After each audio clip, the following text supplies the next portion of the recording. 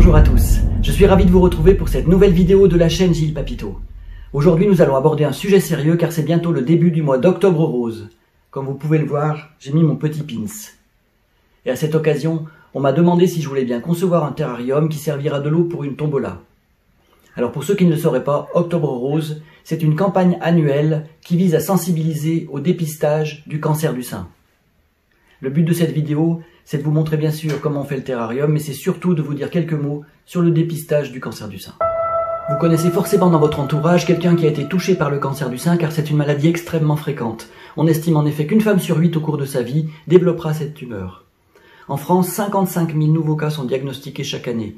Vous vous rendez compte, c'est comme si on prenait un Groupama Stadium ou un Stade Vélodrome ou un Parc des Princes, pas de jaloux en termes d'équipe de football, et qu'on le remplissait de femmes toutes atteintes du cancer du sein. Ça fait un sacré nombre de malades. Fort heureusement, la médecine a fait d'énormes progrès ces dernières décennies dans la prise en charge du cancer du sein. On sait en effet que plus la maladie est diagnostiquée précocement, et meilleur est son pronostic. En effet, si la tumeur est trouvée au tout début, on estime que les taux de guérison sont supérieurs à 90%. Par contre, si le diagnostic est fait plus tardivement, c'est-à-dire quand la tumeur est plus volumineuse ou qu'elle a déjà envahi les ganglions, les taux de guérison vont tomber à moins de 50%.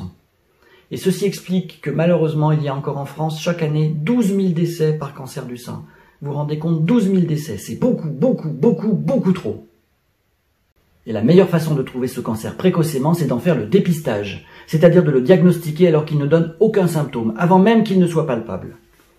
Nous avons la chance en France depuis 2004 que soit organisée une campagne de dépistage du cancer du sein organisée par la Sécurité sociale qui permet à toutes les femmes de 50 à 74 ans de pouvoir bénéficier tous les 2 ans d'une mammographie de dépistage. Cette mammographie sera lue par 2 radiologues indépendants, ce qui va limiter le risque de laisser passer des petites anomalies que le premier radiologue n'aurait pas pu voir. Eh bien vous savez quoi, en France, seule une femme sur 2 environ va régulièrement aller faire ses mammographies de dépistage. Les autres se disent certainement que de faire l'autruche leur permettra de passer entre les gouttes et d'éviter la maladie.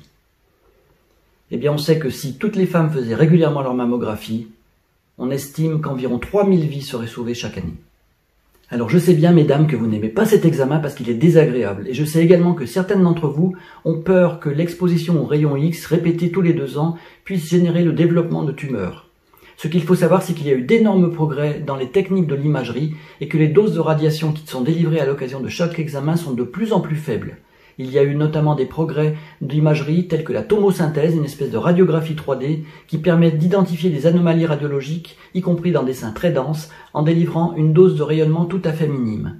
Et puis il faut savoir que dans l'avenir, les progrès de l'intelligence artificielle vont permettre d'aider le radiologue à découvrir, grâce aux algorithmes, des anomalies radiologiques de petite taille qui pourraient même échapper à l'œil humain.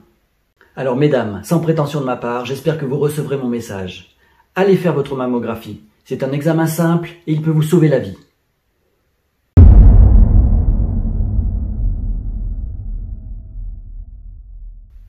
Après ce passage un peu sérieux, nous allons maintenant passer à la conception du terrarium qui, je vous l'ai dit, va servir de lot pour la tombola qui va être organisée à l'occasion d'Octobre Rose à la Clinique Générale d'Annecy. Avant de terminer, un petit clin d'œil à Vanessa, infirmière de l'Institut du Sein, qui se démène pour que les malades soient pris en charge de la meilleure façon possible.